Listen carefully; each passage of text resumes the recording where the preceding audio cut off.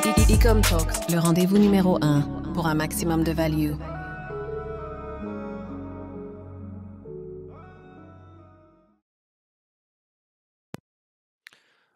Ok. Salut à tous.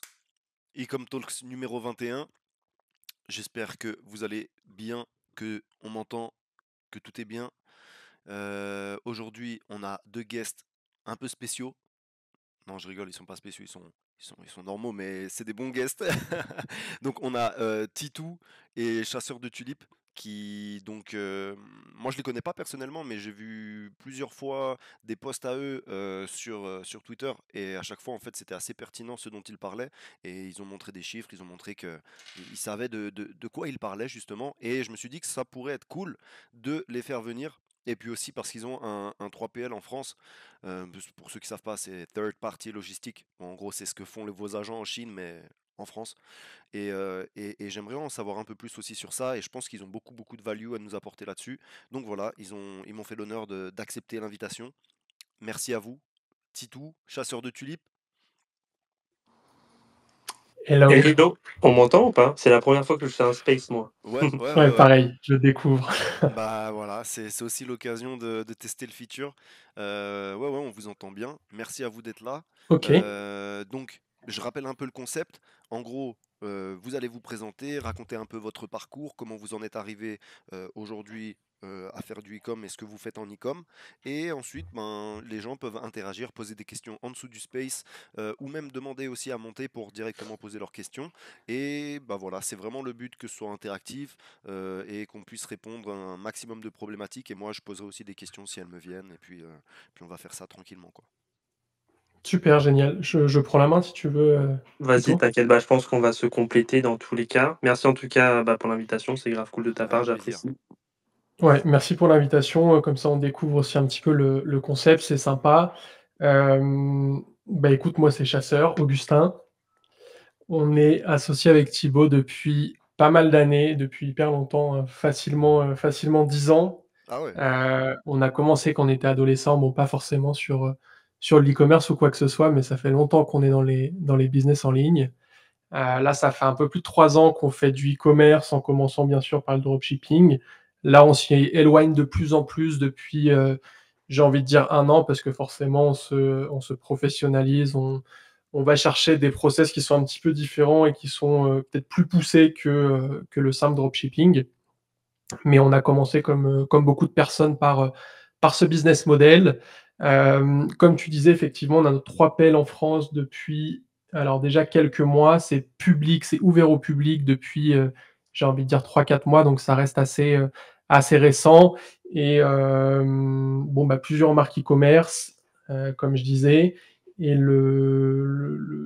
l'objectif, si on peut dire ça, de 2025, c'est qu'on est vraiment en train de créer des process qu'on rend publics, donc des process qu'on a mis en place de base pour nos propres marques, à savoir la logistique, à savoir également comment ça s'appelle le service après-vente, etc.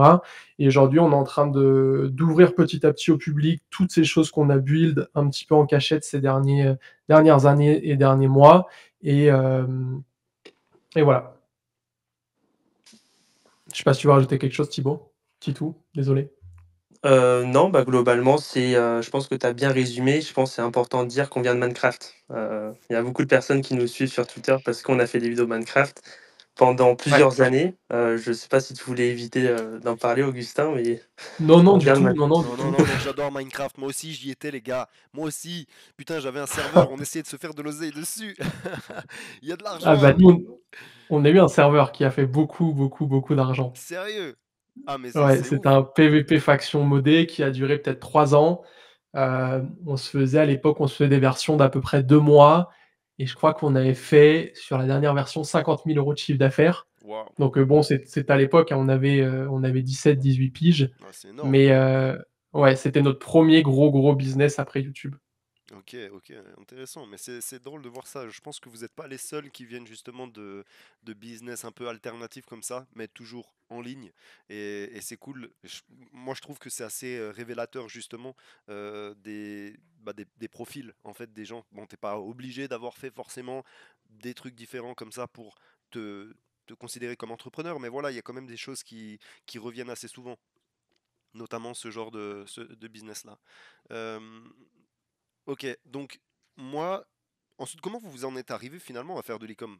Parce que vous étiez du coup sur Minecraft, et comment vous en êtes arrivé à faire de l'e-com? Et ouais, qu'est-ce qui vous a mis dedans? Comment vous êtes formé? C'est quoi un peu votre parcours en e-com? Bah, Je c'est une histoire qui est Ouais, assez marrante. je vais parler peut-être de l'élément déclencheur. En fait, nous, Ouais. on a fait des vidéos Minecraft. On avait une chaîne à quasiment 50 000 abonnés. On faisait des vidéos sponsorisées. Vraiment, c'était de mes 17 ans jusqu'à mes 20 ans. Ça tryhardait non-stop. Mais quand je dis non-stop, c'était une vidéo par jour. Et on pouvait me payer, je sais pas, 75 € la vidéo jusqu'à 150, 200 €. Je faisais des lives. Vraiment, c'était un truc profitable. En parallèle de mes études.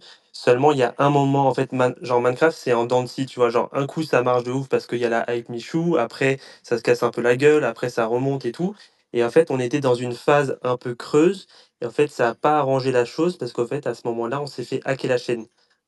Augustin, ici présent, a téléchargé. Bon, il a pas fait exprès, hein, mais en gros, c'était un programme, c'était un partenariat un peu comme un Photoshop. Et en fait, directement, bah, quelqu'un, je sais pas si c'était un Chinois ou un Russe ou quoi que ce soit, mais quelqu'un en fait qui n'était pas du tout dans ce milieu-là a pris contrôle de notre session navigateur Google et a changé tous les passwords. Et à l'époque, c'était une faille, en fait. C'était quelque chose que Google n'avait pas patch. Et c'était, je crois, en 2020. Et c'était, bah, il y avait plein de chaînes qui se sont fait hack au même moment. Où, en fait, il y avait des lives crypto avec plein de bots. Et en fait, Ouais. en fait, on était confronté à ça, où on n'a pas pu récupérer la chaîne pendant un mois. Forcément, après qu'on l'ait récupérée, eh bien, il y avait plus le même engouement. Et même c'était pendant l'été. Et l'été, Minecraft, ça marche beaucoup moins bien, forcément, parce que bah, les gens sont dehors, ils sont à la plage ou quoi que ce soit. Et du coup, à ce moment-là, c'était un peu la hype. Alors, c'était avant le Covid, hein, c'était quelques mois avant. Et en fait, c'était la hype un petit peu dropshipping également. Je pense qu'il y a des périodes où c'est un peu plus mis en avant. Et en fait, on a toujours. En fait, nous, on est issu effectivement de Minecraft et des business un peu de serveurs et tout. Donc, on avait déjà des sites avec des boutiques en ligne, mais c'était des objets pour le coup virtuels. Et en fait, on a pris. Alors, on n'a jamais acheté de formation avec Augustin. On a fait ça en autodidacte. Et pour le coup, on avait une formation qui avait été leakée, je sais plus est-ce que tu t'en souviens du nom ou pas? C'était Ecom, ouais, c'était le truc, à la mode à l'époque, Ecom Pro, je sais pas quoi, c'était un peu nul d'ailleurs, mais j'ai plus en tête. Bon bref et Ecom du Pro coup peut-être? ouais, on a commencé, du coup, à vraiment les bases, hein. On était avec un papier, un crayon et on était là, essayer de choper un max d'informations et finalement, en fait, on n'a pas terminé cette formation parce que ça apportait pas plus de choses et en fait, on a commencé à sortir notre premier site, et de fil en aiguille, après, on en a fait, nous, il faut savoir qu'on est 100 Google, donc on a testé Meta en tout premier, on s'est fait ban. Après, on a testé Snapchat où on était break-even et à l'époque, on était en micro-entreprise, donc en fait, c'était compliqué d'être rentable aussi. Alors oui, certes, on paye pas la TVA, mais en fait, tu as beaucoup de frais quand même. Et si tu fais du CA, tu retombes pas forcément sur tes pattes. Mais on a été break-even, je sais pas, on a dû faire notre deuxième boutique. Je crois qu'on a dû faire peut-être 10K de CA sur Snapchat, alors qu'on n'y connaissait absolument rien. Et après, on s'est associé avec l'un de nos potes sur Minecraft, avec qui d'ailleurs on vient de se réassocier sur une nouvelle marque. Et en fait, lui, il était full Google. Et en fait, on a eu notre premier site profitable pendant littéralement 4-5 mois. Alors, c'était assez saisonnier. Mais finalement, en fait, on s'est rendu compte que ça marchait et qu'on avait du profit tous les mois en récurrence sans faire forcément grand-chose parce que Google, une fois que c'est lancé, ça tourne. Oui, il faut améliorer. Oui, on était toujours dans une optique d'ajouter des produits, de changer, d'optimiser plein de choses. Mais en fait, on s'est dit, ça fonctionne, c'est pas du pipeau. Et du coup, après, on s'est mis quasiment full time. Moi, j'étais en parallèle de mes études. Augustin, je crois que tu terminais aussi sûrement. Et de fil Ouais, en aiguille, après, on a monté plein de shops. Et 3 ans et demi après, presque 4 ans, on en est là. Ok, ok, très beau parcours en tout cas, hein. Ça force le respect, exactement ça. ça force le respect de se former toujours par soi-même et surtout à une Je période pense que tu où. mute, je sais pas si c'est fait exprès. Merde, ouais, effectivement, j'étais en train de parler dans le vent, merci beaucoup. Non, je dis très beau parcours, ça force le respect, toujours quand les personnes se forment par elles-mêmes, je trouve, surtout à une époque où il n'y avait pas forcément autant d'informations disponibles sur Internet que maintenant. Franchement, chapeau les gars. Euh, du coup, c'est très intéressant si vous êtes 100% Google Ads, parce que c'est pas forcément quelque chose qu'on a régulièrement sur les e-com talks, je trouve, et j'espère que vous allez pouvoir nous donner plein d'astuces, plein de, voilà, plein de trucs pour voilà, comment ça fonctionne Google Ads, comment le faire fonctionner, et peut-être même nous partager un peu comment vous faites. Et bon, d'abord, voilà, je vais pas m'éparpiller. On va commencer step by step. Du coup, vous êtes vraiment 100% Google Ads en ce moment, genre vous n'avez pas du tout d'autres canaux d'acquisition. Alors on est aujourd'hui 100% Google Ads, mais on est en train de lancer, 2 marques qui vont du coup plutôt être, du social ads. Donc on va découvrir un petit peu, là dans les prochains jours parce que c'est des marques qu'on peut pas lancer 100% sur Google Ads. Mais, voilà, aujourd'hui, là, tout de suite, aujourd'hui, notre chiffre d'affaires est généré par Google Ads et bon, forcément les emails, les SMS et tout ce qui va à côté. Ok. Et comment ça se fait en fait que vous soyez tourné en fait vers Google Ads et pas. Ouais, bon, tu m'as expliqué, mais je dirais plutôt, pour vous, c'est quoi les avantages de Google Ads comparé voilà, au social ads comme vous dites, voilà, que ce soit FB ou quoi? En fait, Google, c'est, et là, on le voit de plus en plus avec tous les clients qu'on a sur chez Picfast, notre 3PL, c'est vraiment des typologies de produits qui n'ont rien à voir. Sur Google Ads, tu vas les target une personne qui recherche directement un produit, qui a déjà un besoin, qui connaît déjà peut-être la solution et tu as pas besoin, en fait, de le «forcer» entre gros guillemets à l'achat. C'est, exemple que je donne toujours, tu viens d'acheter peut-être, je sais pas, un nouvel iPhone. Le premier achat qui va en découler, c'est peut-être un verre trempé, c'est peut-être, une coque, c'est peut-être une protection pour les objectifs de l'appareil photo et cetera. Donc en fait, ton client, il arrive avec, déjà une intention d'achat. Donc c'est beaucoup plus simple selon moi de venir convertir un client qui, bon forcément derrière, il faut que ton site suive, il faut que la livraison soit correcte, il faut qu'il y ait des bons avis et cetera, ça va de soi. Mais c'est beaucoup plus simple de convertir un client qui a déjà envie de passer à l'achat. Facebook, moi, ce que j'ai beaucoup vu, c'est qu'on va être, et notamment sur les marques, qui fonctionnent, hein, qui impriment beaucoup, c'est qu'on est sur, plutôt la création d'un besoin et tu viens apporter une solution. Tu es plutôt sur un client qui se dit: «Ah bah tiens, je savais pas que j'avais ce besoin-là, il y a une publicité bien faite, une vidéo, dynamique qui va m'apporter une solution. Du coup, j'achète», mais tu es obligé, en fait, de jouer un petit peu plus sur, bah, la psychologie et pour moi, c'est beaucoup plus difficile. Donc ça, je pense que c'est vraiment la grande différence en termes de typologie de produits, de typologie de clients. Moi, je me suis toujours dit et en tant que, consommateur, jamais j'ai acheté quelque chose sur les réseaux sociaux. Donc Mhm. je le vois de plus en plus, hein, ça se fait très bien et il y a des marques qui, sur du Facebook, de l'Insta, du TikTok, cartonnent et là, on le voit encore une fois avec nos clients qu'on a chez Picfast, en fait, c'est trop simple. C'est hyper simple. Mais enfin, du moins, ça a l'air hyper simple. Mais voilà, nous, c'était un petit peu l'idée derrière, du 100% Google. D'accord, ok. Alors je fais juste une aparté. J'ai vu qu'il y a quelques personnes qui ont déjà repost. Si vous pouvez aller sur mon profil pour reposter le space, pour ceux qui l'ont pas fait et qui écoutent, ce serait vraiment super. Comme ça permettrait à plein de gens de voir qu'il y a ce space en cours. Et c'est une façon pour vous de nous remercier, de prendre ce moment-là et vous partager toute cette value. Voilà, merci beaucoup à ceux qui vont le faire. S'il vous plaît, prenez 2 secondes pour le faire. Ok, euh, ok. Donc, et qu'est-ce qui ensuite, après votre parcours, en fait, donc vous avez commencé directement par du dropshipping. Comment vous avez fait pour commencer déjà à transitionner maintenant en marque? Et ensuite, moi, en fait ça me fume. Genre vous vous êtes dit ok, on va faire du Google Ads. On a fait du Google Ads. Juste après vous avez commencé donc à transitionner en marque et vous vous êtes dit ok, on va ouvrir un, un 3PL. C'est un truc de ouf. Comment vous en êtes venu en fait à faire cette transition petit à petit? C'est je pense le mot-clé, c'est la rentabilité. Nous, bon, on travaille avec en fait, on n'a jamais forcément hyper optimisé nos partenariats en Chine.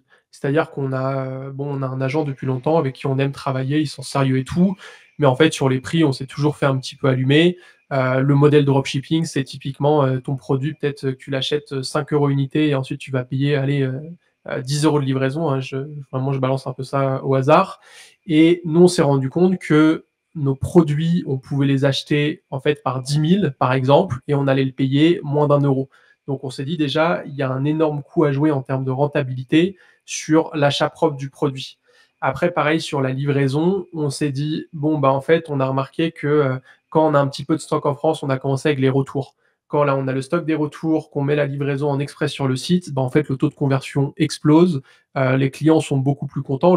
En fait, le client, il est un peu bête. le même produit, s'ils voient que ça vient de Chine et qu'après ils voient que ça vient de France, et bah, c'est pas le même discours. Un produit qui vient de Chine dans la tête d'une majorité d'Européens, c'est un produit de mauvaise qualité, c'est un produit, c'est de l'arnaque, machin, et cetera. Le même produit avec le même packaging, même si c'est brandé, s'il vient de France, tout de suite le client est beaucoup plus content. Donc nous, on a vu que ça avait un impact hyper positif sur le taux de conversion pour, bah, les clients qui venaient pour la première fois sur le site, également sur, bah, les clients qui revenaient, qui recommandaient le site, qui faisaient des nouveaux achats, qui allaient, je sais pas, peut-être offrir un cadeau, machin, et cetera. Mais également sur le service après-vente, on a eu une décharge du service après-vente qui, bah, forcément s'est retranscrit en des économies qui étaient hyper intéressantes parce que les clients étaient livrés rapidement, parce que les clients étaient satisfaits, parce que les clients allaient pas t'embêter de: «Où est ma commande?» Voilà, le typique: «Où est ma commande?» Ça a pas bougé, machin, et cetera. Donc en fait, nous, c'était la première idée, c'était la rentabilité et la satisfaction client. Mmh.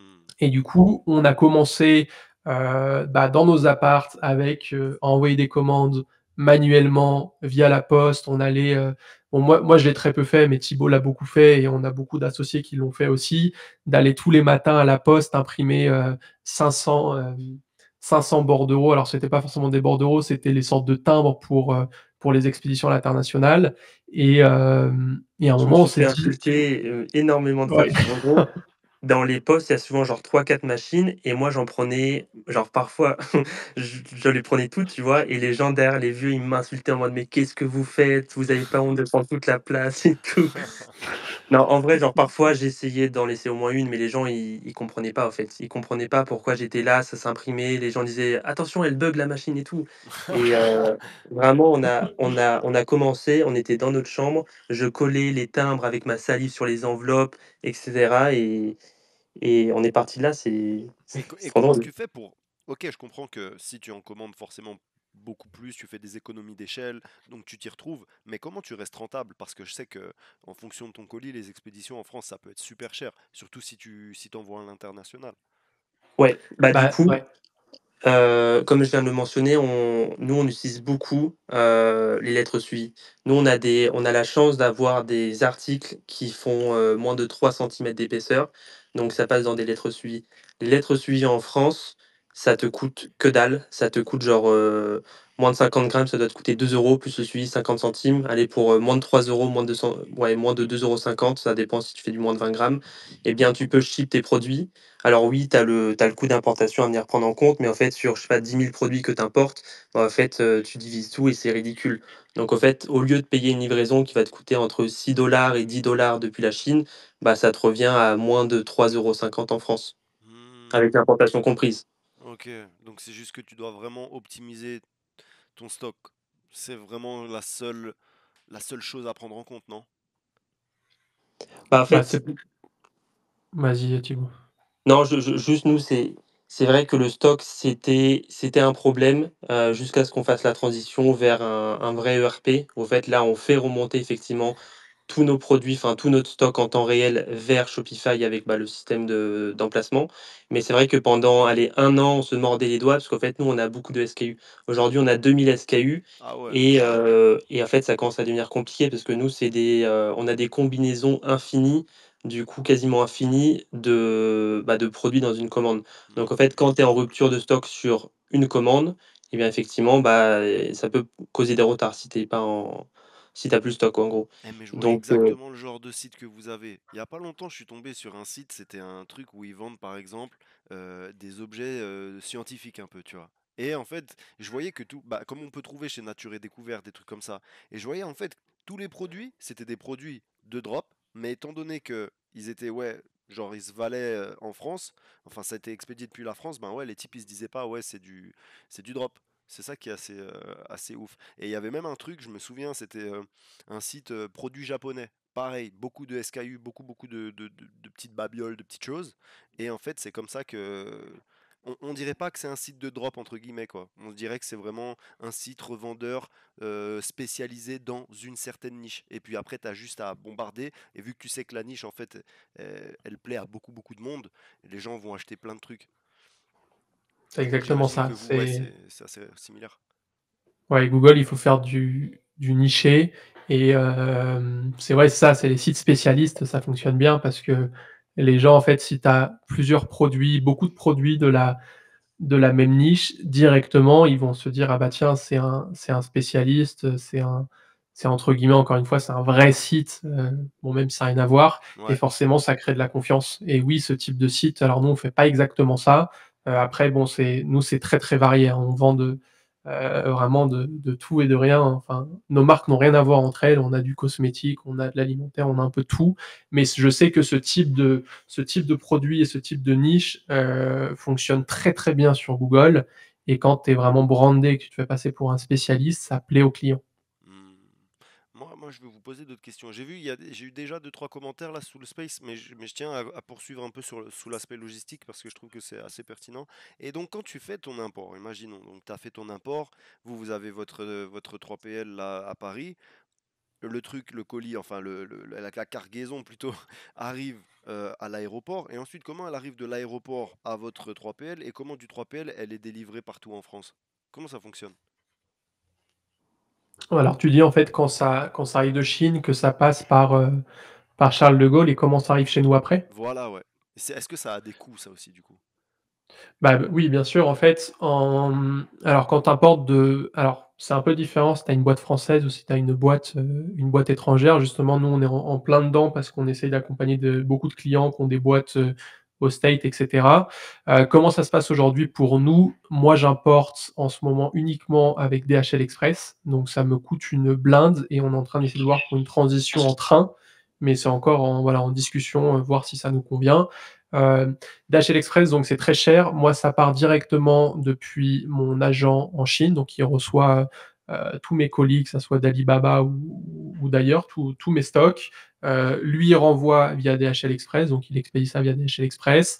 Ça passe la douane à Charles de Gaulle, c'est dédouané, donc tu as des frais à payer, hein. Il y a les frais de douane, il y a les taxes et C'est ensuite cher c'est ça? directement Excuse-moi, c'est cher les frais de ça dédouanement? Ça dépend du dépend. code, HS de ton HS. produit. Ouais. En gros, c'est chaque produit a une nomenclature douanière et du coup, quand tu bah, donnes tes informations à ton client, à ton broker, eh bien, il va justement bah, le mentionner dans le packing, dans la packing list. Et à partir de ce moment-là, en fait, quand les douanes reçoivent les informations, ils vont se baser sur ça et en fait, il y a un pourcentage. Et le calcul est assez simple, c'est la valeur marchande de ton stock plus le shipping, enfin plus le shipping d'importation et après, il multiplie ce montant-là par effectivement, bah, le code HS. Mais ça Ok, peut ok. être de 5 jusqu'à 15. Ça dépend vraiment. Après, nous, on est aux alentours de 6. Là, je D'accord, viens de Ouais. payer là tout à l'heure, sur le site de DHL, 6. Ouais. ok. Et il faut faire d'ailleurs attention à ça. Il y a, alors les agents chinois sont un peu pirates là-dessus et généralement, ils vont déclarer aux douanes une valeur marchande de ton stock inférieure à la valeur réelle. Oui, Donc, je sais pas, si tu as un stock de 100 000 €, ils vont déclarer aux douanes que c'est 20 000 € et comme ça, tu payes beaucoup moins d'impôts. et ça Mais marche c'est, bien ça? Ou il y a aussi le truc bah, de alors mettre que c'est des échantillons? Mais oui, ça fonctionne bien parce que, enfin, tout le monde le fait. Moi, je le fais pas personnellement parce que le risque est trop gros. Ça fonctionne bien jusqu'au jour où tu te fais attraper. hmm, Parce qu'en fait, tes stocks, ils sont le jour où tu as un contrôle, pour une raison, X ou Y, qui commence à regarder un petit peu les informations de la douane et qui voit que tu as acheté un stock de 100 000 €, mais ils te disent: «Bah, pourquoi tu as déclaré aux douanes 20 000 €?» Si tu te fais choper, ça va faire très, très, très, très mal. ah ouais. Donc, moi, c'est Bah, c'est toujours surtout voilà, le je gros conseille problème, pas de le c'est faire. que, Augustin, si, tu importes, juste avant le Q4 100 000 € de stock et ton stock, il est, retenu en otage à la douane pendant 3 mois, bah, ton Q4, tu le fais pas, tu perds plusieurs centaines de Ouais, milliers d'euros. C'est Ah ça le problème. oui, ah oui, et s'ils voient qu'il y a quelque chose qui n'est pas, ouais, qui est un peu shady aussi, le temps qu'ils mettent au clair le truc, c'est tout ton truc qui est bloqué, quoi. ouais. Ok. Alors généralement, ils sont plus chiants quand tu fais des importations en bateau. C'est ce que nous on a pu voir avec Thibaut.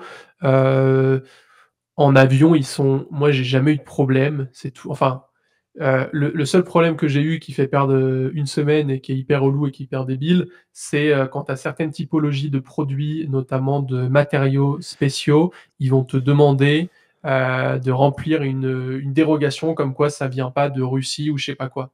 Mais ça, bon, Hmm. c'est lié aux sanctions avec la Russie, enfin toutes ces conneries et moi, c'est le seul truc que j'ai pu avoir sur, une typologie de produits en particulier. OK. Et mais sinon, voilà, l'importation en avion, comme tu passes par des grosses boîtes comme DHL qui s'occupent du dédouanement, généralement, c'est bien fait, c'est fait rapidement et c'est difficile d'avoir des problèmes. OK. Et donc ensuite de Charles de Gaulle, comment tu l'amènes à ta warehouse? Bah, en fait, c'est également là, en l'occurrence, c'est le transporteur donc DHL qui s'en occupe et qui Ah livre OK. directement, à ta warehouse OK, super. et après pour continuer de répondre à ta question, bah, ça arrive à notre, warehouse, c'est mis en stock si jamais il y a les, codes, alors les EN13 ou, et cetera qui sont déjà actualisés. Sinon, on le fait nous-mêmes, manuellement avec nos équipes, et après bon, bah, c'est toute la partie d'onboarding du client, ça rentre dans le logiciel et une fois que c'est mis en stock et que le logiciel enfin que les produits plutôt sont liés au logiciel, ça peut partir depuis la France vers toute l'Europe et nous d'ailleurs on fait aussi les States, le Canada, l'Australie et bon plein de pays à droite à gauche. On en fait, on fait quasiment tout sauf la Norvège. Depuis la France? Depuis la France. Et c'est quoi l'intérêt pour quelqu'un du coup de pas directement passer par son agent chinois alors qu'il veut envoyer, aux États-Unis, en Australie et de passer plutôt par vous?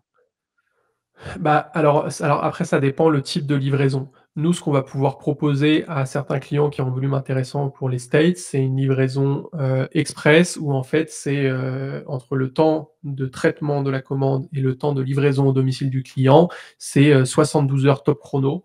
Donc c'est France vers hyper les États-Unis? intéressant. France vers les États-Unis, ouais, Ouais, c'est un truc de ouf. c'est de l'Air Classique, il me semble, avec Chronopost. On peut faire la même pour, le Mexique, on peut faire la même pour le Canada, pour l'Australie, c'est en cours de En cours. négociation.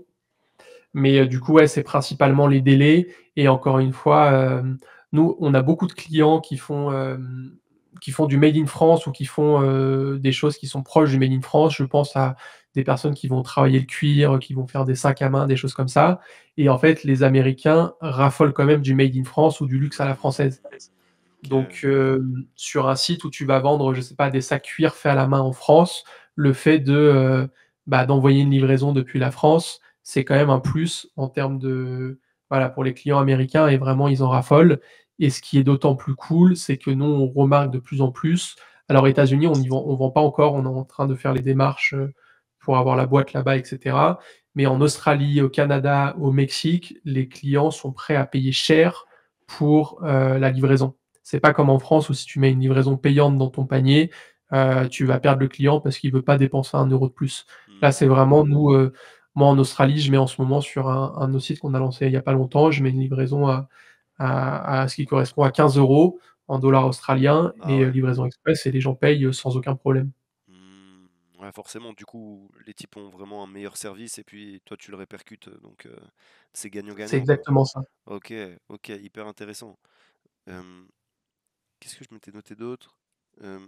Ouais, du coup, comment, vous en êtes venu à devenir une marque, en fait? Voilà, quelles ont été, les étapes clés, quand vous vous êtes dit: «OK, maintenant, on va faire une marque». Bon, vous, votre cas, il est un peu particulier, comme tu m'as dit. Je sais pas si les marques que vous avez maintenant, c'est celles avec lesquelles vous avez fait déjà votre transition à l'époque? Mais, vraiment Certaines, oui, ouais. sur quoi vous vous êtes focus? Comment vous avez travaillé avec vos agents? Et ouais, déjà ça, ouais. Bah, nous, on aime beaucoup en ce moment travailler avec Alibaba. Hem, pourquoi? Parce que alors c'est peut-être pas le cas avec tous les agents, mais le service en termes de communication est quand même plus fluide qu'avec notre agent actuel. Donc nous, on travaille beaucoup avec Alibaba et le process pour lancer une marque, là, par exemple, on lance une marque de cosmétiques, c'est on a, trouvé un produit, donc pas on n'a pas forcément recherché ou quoi que ce soit. Il y a une de nos potes qui a acheté un produit d'une marque chinoise qui fait du drop en France, le produit est hyper bien, il fonctionne hyper bien. On a vu un vrai effet waouh, ça règle un problème de fou et cetera en cosmétique. Donc on s'est dit: «Bon, bah, on va trouver un fournisseur». On a trouvé un labo. Alors bon, là, c'est un petit peu différent parce qu'on fait un test depuis la Chine, mais on est également en train de créer les produits depuis la Suisse pour avoir bah, quelque chose en fait de beaucoup moins agressif en fait, Mmh. pour, bon la peau et cetera, beaucoup moins agressif. Alors on a trouvé le produit, on a trouvé le fournisseur, on a fait des tests, on a demandé des samples. Une fois qu'on était content, on a fait toute la partie, bah, packaging, vraiment, bah, design et là c'est le site, les pubs, On travaille avec du coup, un creative stratégiste, donc on va bombarder tout ce qui va être TikTok, tout ce qui va être vraiment, social ads. Sur cette marque, on va faire très peu de Google et ça va être du Google plutôt agressif pour aller se, mmh, en fait, se mettre devant les concurrents qui existent déjà en Europe. Donc ça va être typiquement des annonces, voilà, notre marque mieux que cette marque quand les clients vont chercher le nom de la marque en question et bon là, on découvre un petit peu, mais généralement oui, voilà, c'est ça, c'est nous, on va investir beaucoup dès le début, dès qu'on est sûr qu'il y a un produit qui est intéressant, on va le fabriquer, on va le tester, on va le recevoir, on va l'importer en France et à partir de là, on va bombarder. Et donc là, vous savez que ça va fonctionner. Vous allez investir et vous vous dites, ok, ça va fonctionner. En fait, Ouais. dans le pire des cas, genre si ça marche pas, tu vends ça sur Amazon, ça part tes break-even. Dans le pire des cas, Ah ouais, ok. Ouais, Et tu penses que sur Amazon ça partirait? sans problème. Parce que vous avez fait Amazon, c'est trop simple. votre analyse quand même avant. Ouais, bah, Amazon, en fait, c'est bon, très peu de personnes en parlent en France. Nous, on est en plein dedans et on a lancé il y a quelques mois. Amazon et les autres marketplaces d'ailleurs. Nous, jusqu'à présent, on met des produits un peu random comme ça en listing sur Amazon, parfois en prime, parfois c'est même pas du prime. On met juste le prix plus bas que la concurrence et ça fonctionne. Ok, d'accord. Ouais. C'est aussi bête que ça. Ouais, bête et méchant, mais ça fonctionne. Et Ouais. d'ailleurs, j'ai entendu dire donc TikTok Shop là, ça va arriver en mars pour tout le monde, mais la condition ce sera donc déjà bah, d'avoir une société française. Voilà, pour ceux qui ne le savent pas. TikTok Shop, ça arrive. En février, là, il y a déjà un batch en fait de marques qui ont été sélectionnées apparemment. Et en mars, en fait, ils vont ouvrir à tout le monde. Mais pour ça, il faut avoir une marque française. Enfin, qu'est-ce que je dis? Il faut avoir une société française. Et je crois d'ailleurs, il faut pouvoir expédier en un certain temps. Non? Si je me trompe. Je sais pas si vous Mais alors connaissez. moi j'ai peu d'informations là-dessus. Je suis tout juste en train de me renseigner parce que c'est vraiment je sais que cette marque de cosmétiques peut exploser sur du TikTok Shop. Hmm, Hem, mais du coup, bah, d'après les informations que tu donnes, ça a l'air parfait parce que, bah, on a la boîte en France, on a la marque, chez Linky en France et on a les délais de livraison, express en France et en Europe. Mais comment Donc, vous allez si vous c'est en les seules sortir conditions qu'ils demandent, avec les taxes et tout là? Comment vous allez faire? Comment tu fais pour être rentable? les taxes de quoi? Je sais pas moi, si tu dois payer tes impôts en France, si tu dois payer de la TVA ici, à gauche, à droite, comment tu fais pour t'en sortir? Bah, alors déjà le plus important et quelque chose qu'il faut démentir, le x3 sur le produit, c'est une connerie. Nous, je pense qu'on n'a jamais été rentable sur un produit où on fait x3 par rapport au prix d'achat. Nous, nos produits, on a certains produits qu'on va toucher, allez, peut-être moins d'1 € qu'on va revendre, à 25, 30, 40, voire 50 en fonction de la valeur perçue. Donc, il faut aller chercher des multiplicateurs assez gros sur ces produits selon moi. Après, nous, on est hyper legit et on fait hyper attention par rapport à tout ce qui est taxes, que ça soit OSS, IOSS, en Europe. Donc, non, c'est tout à fait possible. Nous, on rentre dans nos frais et bon, après, nous, on a quasiment toutes nos boîtes en France, mais nous, il faut savoir qu'on se verse pas ou quasiment pas de salaire. Nous, c'est vraiment on a des montages, assez traditionnels avec les holdings et cetera pour pouvoir réinvestir, que ce soit en France ou à l'étranger et du coup, en fait, on n'est pas tant imposé que ça, voire quasiment pas, vraiment la grosse dépense, c'est effectivement la TVA, en France et en Europe. Ok. Et comment vous vous êtes fait conseiller, que ce soit pour commencer à faire votre logistique, votre warehouse, pour justement tous vos montages, etc. Bah, les mains dans le plat. Honnêtement, Ok. on est accompagné par personne.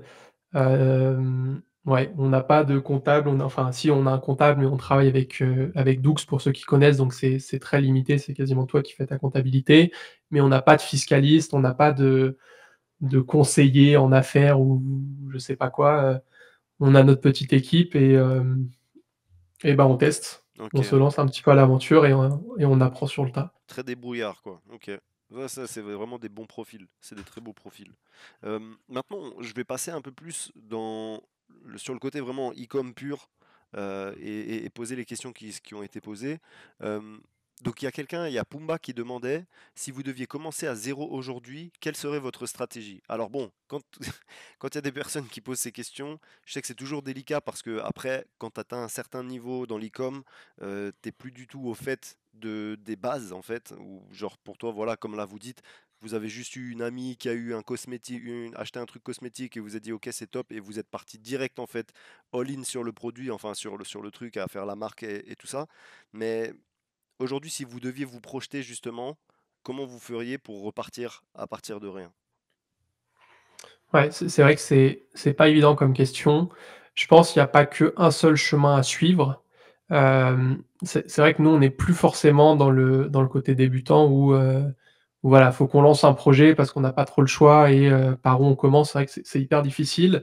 Comme je disais, il y a plusieurs chemins. Nous, encore une fois, avec nos clients chez Picfast, on voit de tout.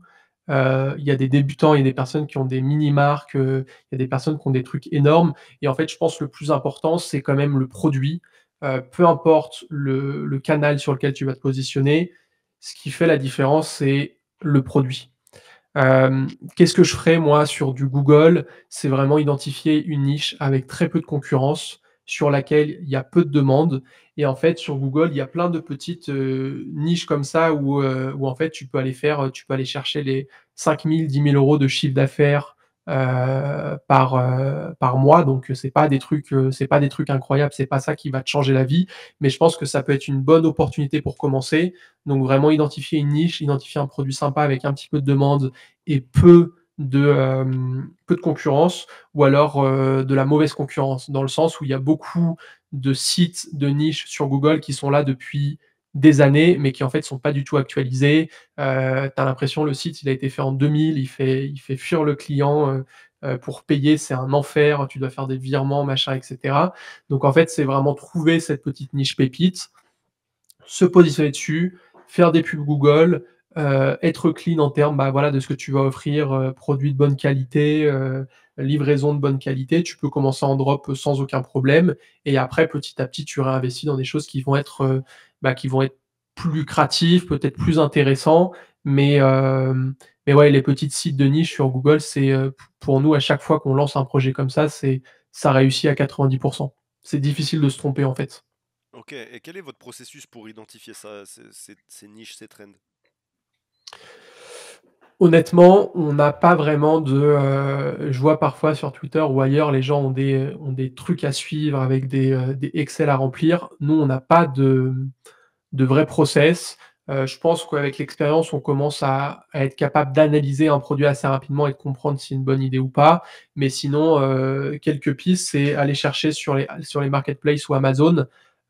Généralement, un produit qui fonctionne sur Amazon, c'est un produit qui va fonctionner sur Google. Pourquoi? Parce que les 2, ça reste en fait, bon, c'est pas exactement vrai, mais en fait, ça reste des moteurs de recherche. Amazon, c'est une sorte de moteur de recherche géant pour produits. Donc, un produit qui fonctionne sur Amazon, très généralement, c'est un produit qui fonctionne sur Google. Conseil qu'on peut donner aussi, plus le projet est chiant, plus le projet est compliqué, plus tu as des chances que ça fonctionne. Pourquoi? Parce que les gens se découragent. Hem, je sais pas, un exemple peut-être, il y a des sites type RhinoShield et cetera où, tu as plein d'accessoires pour téléphone, tu as 100 000 modèles de téléphones différents, donc il faut que tu aies, 100 000 SKU différents. Ça, c'est des trucs généralement un débutant se lance pas dedans parce que, c'est hyper compliqué en fait. Tu as un travail de fou de sourcing, de comprendre, tiens, est-ce que la coque machin est compatible avec l'iPhone 10, puis avec l'iPhone 16, puis avec le Samsung, puis avec, le Google Pixel ou je sais pas, il y a quoi comme type de téléphone maintenant.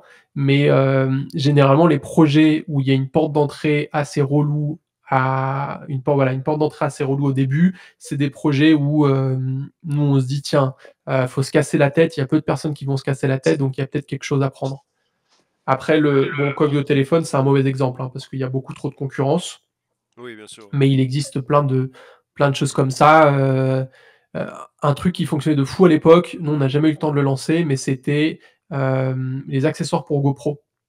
Il y a quelques années, quand GoPro était vraiment enfin quand il y avait de DJI et tous ces trucs qui n'existaient pas et que c'était uniquement GoPro le leader du marché, je sais que les accessoires, c'était hyper cher sur GoPro et tu avais pas forcément de système de pack comme aujourd'hui où maintenant tu achètes ta GoPro et en fait, tu peux choisir les accessoires que tu vas avoir offert ou pour 10 € de plus. Donc, ça, c'est pas un projet qui pourrait fonctionner aujourd'hui.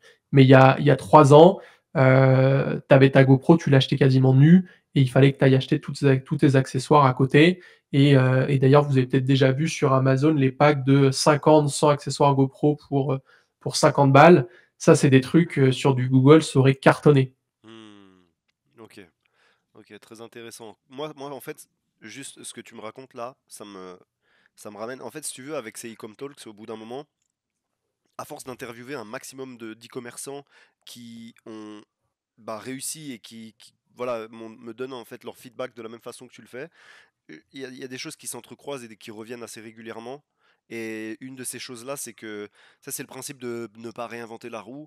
Où en fait, je pense que les gens disent ça comme ça quand ils ont envie d'aider les gens en donnant un tips. Mais finalement, ce tips-là ne veut rien dire, je trouve. En fait, je pense qu'il faudrait plutôt dire quelque chose du genre, il faut vendre des choses qui se vendent, tu vois, tout simplement.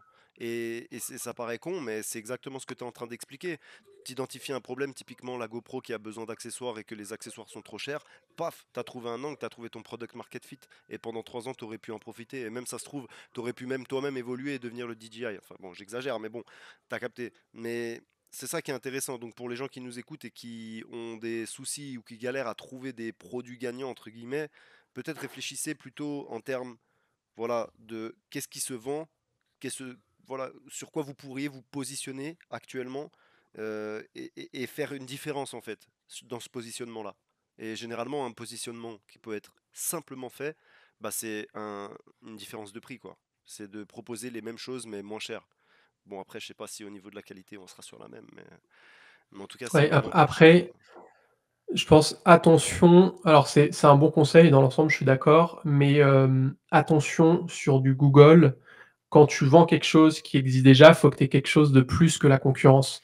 Parce qu'en fait, et moi c'est une question qu'on m'a toujours posée, pourquoi je vais aller acheter, tiens, la coque pour GoPro sur ton site, alors qu'en fait j'ai la même coque sur Amazon ou qu'il y a, je sais pas, un Rhino Shield qui est là depuis 50 ans, qui est hyper connu et qui fait, les produits similaires. Hmm. Donc il faut faire attention de quand même proposer quelque chose en plus, parce que là, sur du Google, tu es pas sur du one shot, dans le sens où ton client, il est un minimum informé, il est sur Google, il est peut-être allé voir les sites des concurrents. Il y a aussi le shopping qui peut t'aider à voir un petit peu les différences de prix. Donc c'est un client qui est quand même un minimum éduqué, comparé, je pense, à du Facebook où, c'est vraiment un coup de cœur et le gars, il a vu la pub, ça lui a plu, il achète, il a pas forcément eu le temps d'aller voir, tiens, est-ce qu'il y a quelqu'un qui a le même produit similaire, un peu moins cher, ou est-ce qu'il y a une marque qui est, plus connue? Donc il faut quand même faire attention à ça et il faut toujours proposer des choses différentes.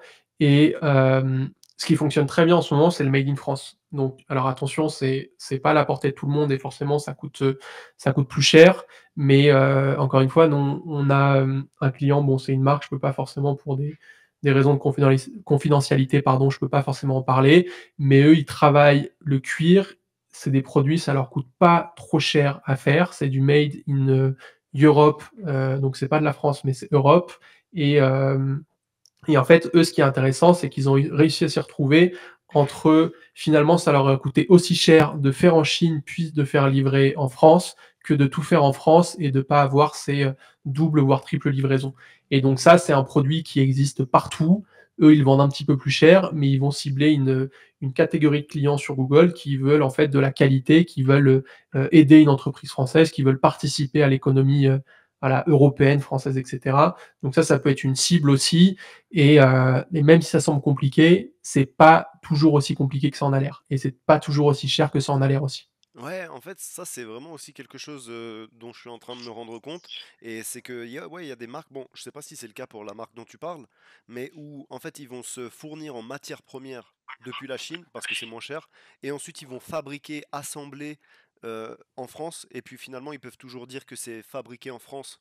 Et je sais pas si c'est dans le même sens ou si en fait vraiment ils ont leur matière première qui est le cuir en Europe, je sais pas. Alors, là, pour cette marque en question, je pourrais pas te répondre en détail parce que je sais pas. Par Ouais. contre, on a récemment accompagné sur notre agence de marketing un client pour l'aider à créer sa marque. Et alors lui, il fait tout construire, il fait tout fabriquer en Chine, mais en fait, c'est des produits qui, de par leur nature, demandent à être testés et certifiés et lui fait certifier ça à la main en France. Donc il rajoute un petit truc par rapport, bah, aux vendeurs chinois sur Amazon et cetera, en disant que le produit est designé depuis la France, attention designé et non pas fabriqué, et qu'il est testé et certifié en main à la France. En Ok. France, à la Et, main en France, pardon. et Et il ça parle pas de, fonctionne hyper bien. il parle pas de la Chine du coup. Il met que en Il avant parle pas de la les. Chine. Ok. Alors sur ses packaging parce que bon, c'est la réglementation et lui, il veut vendre sur Amazon, donc ils sont encore plus regardants là-dessus. C'est marqué que c'est made in China, mais c'est marqué, bah, designé en France et cetera, testé en France et lui, ce client, c'est assez rare, mais il est rentable dès le premier euro dépensé sur, Google et c'est une mini niche. Il fait 100 € de vente par jour mais du coup, bah, il a une rentabilité qui est hyper intéressante et vraiment rentable dès le premier euro dépensé, donc bonne surprise. Ok, ok, hyper intéressant. Moi, bon bah en fait, tu as un peu répondu à une des questions qui avait été posée là de par Tal. Il demandait que comment se différencier en dropshipping vu que les personnes pourraient faire la recherche sur Amazon ou sur une autre grosse marketplace. Et est-ce que Google Ads demande de débuter direct avec un minimum de branding, logo, packaging, etc. Bon, tu as un peu répondu, mais si tu as quelque chose de plus à ajouter par rapport à la question que je viens de te lire. Bah, c'est en fait, c'est pareil, il y a pas de recette magique. J'ai pas envie de te dire oui, mais j'ai pas envie de te dire non. Moi, j'ai vu de tout. Parfois, j'ai lancé des petits sites de niche avec zéro branding éclaté qui ont fonctionné. Parfois, j'ai lancé des sites avec un branding de fou, des UGC, des packaging custom, un copywriting hyper travaillé, un design avec des graphistes et cetera, qui n'ont pas du tout fonctionné. Donc en fait, je pense que le plus important, ça reste tout de même le produit et L'offre ça aussi, c'est reste hyper les important. options. Comment? L'offre aussi, c'est hyper important. L'offre L'offre également, ouais. et il y a un truc sur Google aussi que, en tout cas, pas beaucoup de personnes en parlent, c'est comment tu agences ton site dans la manière où tu vas effectivement mettre en avant tes collections, le système de tri des produits. En fait, il faut rester cohérent. Quand tu amènes quelqu'un, bah, notamment, nous, on fait pas mal de search. Le shopping, on n'est pas fâché contre le shopping, mais en fait, c'est de la magie noire, selon moi. Alors qu'on est sur le marché depuis 3 ans et bon, parfois, ça marche très bien pendant un an, après on se fait ban 2 semaines, après on est réaccepté. Enfin bref, le shopping, c'est c'est une autre histoire, mais en tout cas, sur le search, il y a vraiment énormément de choses à faire qui se différencient par rapport à des publicités méta où tu rediriges finalement le client vers la page produit. Parce qu'en fait, sur Google, ce qui fonctionne en tout cas pour nous, c'est on renvoie vers des grosses collections.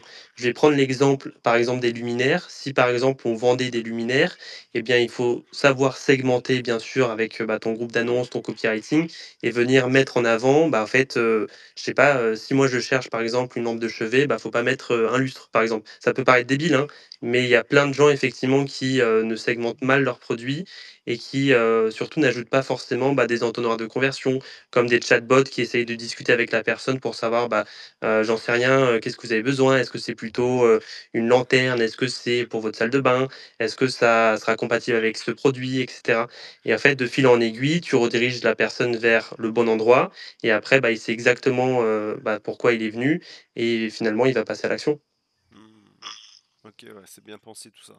Moi, ma question concernant Google. Donc ouais, attends, parce qu'il faut pas que je me truc. Ok, donc on a répondu à sa question par rapport à ça. Donc ouais, effectivement, l'offre est très importante également et donc le funnel aussi sur le site.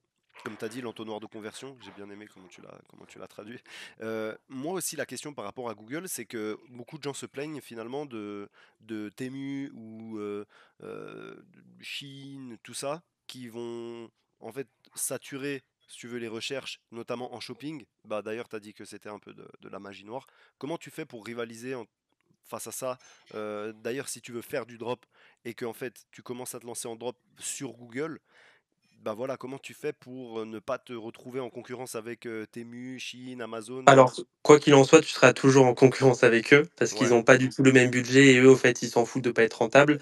Après, il y a quelque chose qui est important à noter, c'est que eux, ils ont tellement de produits dans leur catalogue qu'il y a pas, bah, quelqu'un qui va gérer les pubs derrière. C'est souvent des campagnes automatiques et en fait, toi, sur du search, tu peux faire la différence. Par contre, là où effectivement sur le shopping, bah, tu as la même photo avec un prix qui est 3 fois plus cher, oui, là, c'est pas possible. C'est pour ça que la valeur perçue rentre vraiment en jeu et il faut essayer d'apporter, un design que effectivement AliExpress, Temu, Chine, Amazon n'ont pas et c'est souvent la même photo, en fait. Donc si tu arrives à avoir quelque chose de différent avec, peut-être tu rajoutes les avis de ton site, tu sais, il y a un petit widget qui te permettent effectivement de le faire et c'est toutes ces choses-là qui finalement, vont faire cliquer la personne, qui sera peut-être un peu curieux parce que je sais pas, tu as peut-être, un prix qui est 2 fois supérieur, par exemple. Mais ça veut pas dire effectivement, encore une fois, ça dépend de ta cible et si la Ouais, personne cherche, quelque chose, d'un peu plus raffiné avec, une livraison française, parce que sur le shopping, c'est possible de voir effectivement, quels sont les délais et cetera. Donc, il y a des personnes aussi qui filtrent par ça ou qui sont intriguées. Donc, c'est essayer vraiment de mettre ces choses, en avant pour se différencier. ok, ok. Il y a Banks to Banks qui demande si je veux livrer en 3 jours par rapport à la plupart de mes concurrents qui livrent en 10 jours minimum. Est-ce que c'est une bonne idée de commander mon produit en lot de 50, par exemple, sur Alibaba en livraison chez moi et le réexpédier lui-même au client? En fait, un peu comme vous l'avez fait. En fait, c'est pas une mauvaise idée. Après, il faut qu'il calcule bien ses coûts. Le problème, c'est que quand tu fais l'expédition en tant que particulier, tu as pas forcément de contrat avec les transporteurs et du coup, tu payes, plein tarif. Je sais que nous, à l'époque, on payait plein tarif en passant par la poste. Je crois qu'on livrait France-Allemagne, ça nous coûtait, 13 €. Là, aujourd'hui, on doit avoir, le même service pour peut-être 4 €, 4-5 €. Non, beaucoup Donc moins, ça nous coûte 3 € en termes d'affranchissement, je te jure. 3 €. Ah ouais, C'est c'est une Donc dinguerie. voilà. Donc, en tant que particulier, oui, pourquoi Avec suivi, pas, hein. avec suivi, ouais. Pour tester un petit peu comment le site, le site en fait répond. Moi, j'ai vu des sites où, le fait de mettre une livraison express, ça change tout. Vraiment, tu passes de break-even ou de pas rentable à hyper rentable. Comme j'ai vu des sites où les clients en ont rien à foutre, que ça soit depuis la France ou depuis la Chine. C'est rare, mais j'en ai vu. Donc, bonne idée à tester. Après, attention vraiment au coût. Après, ce qui est sûr, c'est que si tu proposes, j'en sais rien, une, livraison en point relais plus une livraison, standard, certes depuis la Chine que tu indiques pas forcément, tu sais, tu mets, 6 à 8 jours, avec suivi et après tu proposes une livraison ultra premium livrée le lendemain avant 13 heures. Tu peux faire du entre guillemets «du multi-entrepôt», avec plusieurs locations, emplacements sur, Shopify assez facilement et en fait, forcément les clients qui sont un peu plus exigeants vont commander, la livraison où toi, soit tu es break-even ou soit tu fais un peu de bénéf. Mais encore une fois, ça dépend, combien pèse ton produit, quels sont tes pays de destination. Si c'est la France et que j'en sais rien, tu peux passer ça dans une lettre suivie, c'est full bénéf. Par contre, si tu vas, acheter ton affranchissement à la poste pour du, moins de 250 grammes, 7,50 € à la poste, là, tu te fais allumer. Nous, on a des en termes d'affranchissement sur la première tranche Colissimo, on doit payer 3,80 €, je crois. Donc c'est quand en fait tu des gros contrats derrière avec des commissionnaires au transport ou en direct avec, les transporteurs, ça change vraiment la donne. C'est pour ça qu'en fait, il y a des gens qui ne s'imaginent pas que de passer avec un 3PL, ça peut être aussi peu cher et Mm. justement le fait d'expédier par toi-même, en soi, ça peut être une très bonne idée et nous, on a clairement commencé comme ça. En fait, tu vas vite te rendre compte que si ton volume augmente, ça va te demander du temps et ensuite, faut acheter l'imprimante. L'imprimante, elle coûte 200 €. Faut acheter des feuilles. Faut aller tous les jours à la poste.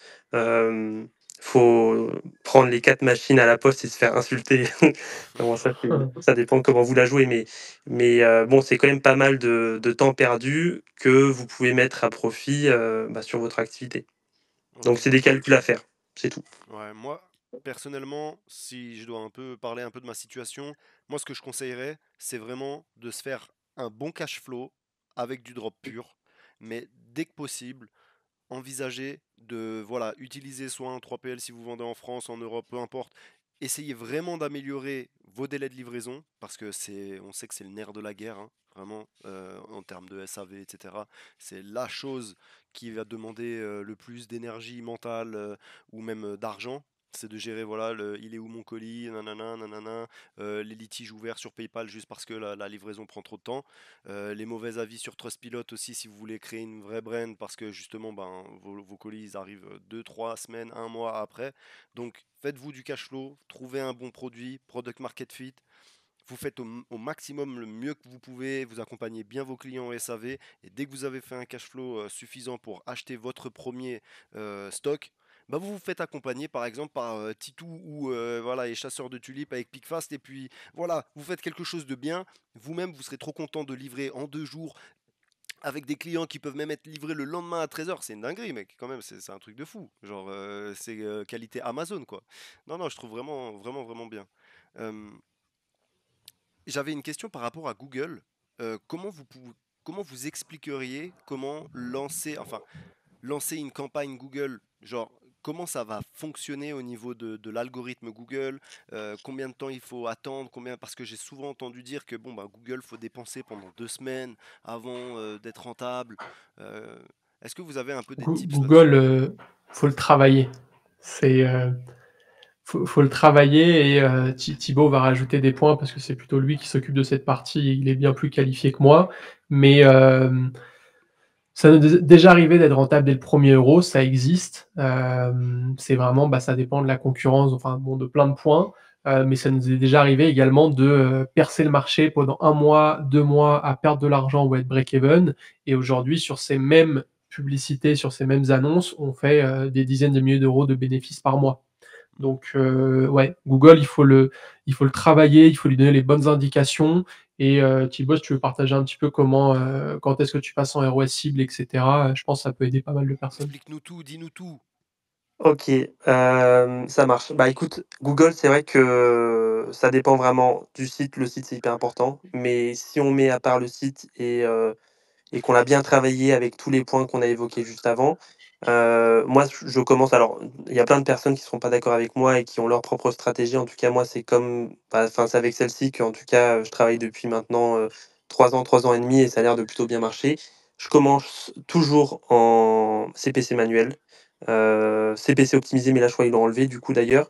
Là, je parle vraiment sur des campagnes search. Après, je ferai un petit, zoom sur le shopping que j'aime un peu moins, mais bon, ça veut pas dire qu'on a des performances moins bonnes parce que du coup, avec la perf max, c'est un peu cheaté, mais j'en parlerai juste après. Alors je commence très simplement, je mets, vraiment je fais une campagne. Alors oui, il faut bien cibler par collection. Nous, on fonctionne beaucoup avec des collections. On a, je crois, jamais fait, Augustin, je crois, du, monoproduit sur Google, il me semble. Mais ça peut fonctionner quand Ou même du très peu. Très peu. monoproduit? Bah, en fait, le souci avec Google, c'est il faut être, large sans être trop large. C'est-à-dire que si tu es trop large, si tu te places, je sais pas, sur les, coques sur iPhone, bah, tu vas voir là, tu vas spend et tu vas faire 0 conversion. Par contre, si, je sais pas, tu te places sur coque pour iPhone avec revêtement cuir, pour iPhone 15, tu vois? Par exemple, bon, c'est la requête est mal formulée, mais tu as compris où je veux Ouais. en venir. Eh bien, la personne va justement vouloir avoir plusieurs designs devant lui avant de choisir. Donc c'est pour ça que sur Google, c'est pas comme sur Facebook où en fait tu peux faire du monoproduit assez simplement parce que tu donnes pas le choix à la personne de venir sélectionner le produit. Là, le problème avec Google, c'est que c'est comme Augustin l'a dit, bah, c'est un grand catalogue de produits avec plusieurs sites et je sais pas si moi je cherche vraiment exactement ce modèle-là de coque en cuir et que le concurrent propose quelque chose d'autre avec plus d'options, bah, forcément, je vais plutôt aller sur le site du concurrent. En plus, il a une super offre. Quand on achète 2, tu en as un troisième qui est offert. Bon, voilà. C'est pour ça que je pense que sur Google, à part, bon, ça dépend vraiment de chaque produit, hein. Encore une fois, nous, on se place sur des collections pour être sûr de tout rafler. Mais ce que je fais, du coup, c'est que je mets, allez, 5-10 mots-clés maximum au début. Je me mets comment on dit, avec les deux tirets là pour requêtes précises, mais sans être ultra précises. Je me mets jamais en requête large en tout cas, dès le C'est les début. parenthèses ou Ouais, les crochets? parenthèses, Ok, ouais. les parenthèses, ouais, parenthèses, pardon. Après, bah, je fais mes premières conversions. Avant, j'activais le CPC optimisé, mais maintenant, encore une fois, je crois qu'il a disparu. Après, quand j'atteins, allez, les 80 conversions à 120 conversions, je passe en roi cible et en fait, Google, c'est, bon, je les spend beaucoup, mais on a spend beaucoup, mais c'est vraiment, selon moi, le meilleur algorithme du monde parce qu'ils ont tellement de données et quand tu lui dis, bah, je sais pas, je veux un roi cible à 280%, tu reviens 3 jours après, tu es à 280. Et justement, nous, on joue avec ça où, bah, pendant les périodes de Black Friday, on vient réduire, on vient jouer, on vient analyser, bah, un petit peu, bah, comment les concurrents sont positionnés au niveau du bid pour, bah, justement faire un calcul sur, bah, quel est le coût d'opportunité d'augmenter les spends, pour combien de conversions, tu vois? Mhm. Et du coup, c'est hyper important, bah, de venir calculer le ROAS break-even en fonction de chaque produit, chaque collection pour ensuite tirer les conclusions et se dire: «Bah, voilà, j'ai un ROAS break-even à 220, bah, je me positionne, je sais pas, à 250, et je fais du volume». Par contre, si tu as pas beaucoup de volume, bah, ça sert à rien de faire 100 € de profit par mois. Là, je vais plutôt aller à 300-320 et en fait, de fil en aiguille, bah, tu as de plus en plus de données, tu exclus, des mots-clés, tu en rajoutes d'autres, tu mets des requêtes un peu plus larges, tu vois comment ça réagit. Faut jamais, je pense, toucher tous les 2 jours Google parce qu'il va pas comprendre. Moi, je pense bon après là, j'ai je sais pas, j'ai une centaine de campagnes, en activité. Je me connecte vraiment une fois par semaine. Je vérifie, bah, si tout va bien. J'ai des logiciels, là, on est en train de passer, bah, notamment sur Funnel, qui est vraiment un logiciel d'attribution de conversion et surtout de représentation graphique de la donnée, sur plein de sources de output différents. Donc ça, c'est hyper intéressant, bah, pour venir aussi maîtriser ce qu'on fait, contrôler et justement faire bah, des combinaisons avec, bah, d'autres sources de données, hein. Ça peut être du GA4, ça peut être du Shopify, ça peut, bah, du coup être forcément Google Ads, ça peut être du Klaviyo, SMS Bump, quoi que ce soit, bah, pour venir vérifier qu'on est bien rentable. Parce que si, pendant 30 jours tu lances tes pubs et tu crois être rentable et que tu te rends compte qu'à la fin, quand tu dois payer l'URSSAF ou la TVA, bah, tu perds de l'argent, c'est faut être hyper vigilant. Et pour répondre à ta question, c'est Google, ça dépend vraiment. C'est nous, on a des personnes qu'on accompagne, parce qu'on a aussi une agence marketing, qui sont rentables dès le premier euro. Et après, il y en a d'autres, comme Augustin l'a dit, où on a certains projets où en fait, on sait qu'il y a du volume et il y a pas de raison pour qu'effectivement on n'y arrive pas. On balance le budget, on change, sur Google, il y a un truc qui est vraiment cool et c'est ce qu'on applique vraiment depuis 3 ans, c'est on vient changer sur le site des petites choses, hein. Parfois, ça peut être l'offre, parfois ça peut être, bah, notamment, les méthodes de livraison. Je sais qu'il y a 1 an et demi, on était en train de percer un marché, mais on avait vraiment du mal, on n'était pas rentable au break-even. C'était sur le marché allemand. On a acheté un stock, donc c'était une prise de risque, hein. Et en fait, on s'est rendu compte qu'à partir du moment où on a acheté le stock, bah, en fait, ça cartonnait et en fait, on a été rentable. Et une fois que tu es rentable et qu'effectivement tu as passé ce palier-là et que tu es plutôt bien positionné, soit la concurrence arrête parce qu'ils peuvent plus suivre, ou soit, bah, justement, tu es meilleur qu'eux parce que tu as une meilleure offre, tu as un meilleur site. Et en fait, la différence se fait vraiment sur le long terme. Et juste, je précise, le stock, on était rentable parce qu'on a du coup mis une livraison, express pour l'Allemagne avec, Packet Station et cetera, et c'est ça qui a fait la différence. C'est pas le stock en soi-même, c'est Ouais, vraiment bien sûr. les moyens de livraison et les délais de livraison. Ok, ouais, ouais, ouais, ça j'avais bien compris, mais tu fais bien de le préciser. Du coup, quand tu veux te lancer sur Google, tu peux le faire. Quel type de budget il faut? Pendant combien de temps il faut spend? Comment tu fais pour vraiment bien déterminer tes mots-clés? Je pense qu'il y a quand même, même si avec Augustin, on a dit qu'on fait pas trop d'analyse, il y a quand même ça serait bête de partir sur un projet qui mathématiquement n'est pas viable. Mhm. Du coup, je conseillerais vraiment de faire son Excel avant, de vérifier, bah, si, le produit me coûte tant, je dois reverser tant sur chaque vente, la livraison c'est tant. Et surtout, en fait, la meilleure façon de tester les CPC, bah, c'est tout simplement de dépenser. C'est aussi bête que ça, il y a des centaines d'outils qui existent, qu'on a utilisés, qu'on utilise toujours, mais en fait, c'est pas la réalité du marché. Même, l'outil de Google de planification de mots-clés, ça te donne une fourchette basse, une fourchette haute, mais en fait, parfois, bah, en fait, on pensait qu'on allait faire un CPC, je sais pas, à 50 centimes. On lance les publicités, 90 centimes, le CPC moyen. Bon, après, c'est nous qui le fixons parce qu'on était en mode CPC, manuel, tu vois? Mais si tu le mets trop bas, bah, tu dépenses pas, tu fais pas de clics et cetera. Donc, faut y aller palier par palier et il faut surtout être cohérent. Il faut voir, bah, comment se place la concurrence et la seule façon de le voir, c'est, bah, justement en spendant, bah, un petit peu, quoi. Donc, Nous, Thibaut, quand on lance une campagne, c'est quoi notre budget? C'est 50 € par jour, non? Ouais, 50 € par jour et je sais que moi, en 3-4 jours, je suis en capacité de te dire, ça va péter ou ça va être chaud, tu vois? et c'est sur quoi tu vas te baser là-dessus? Sur, bah, les colonnes, tout simplement, sur les KPI. Alors, le CPC manuel, enfin le CPC moyen, pardon.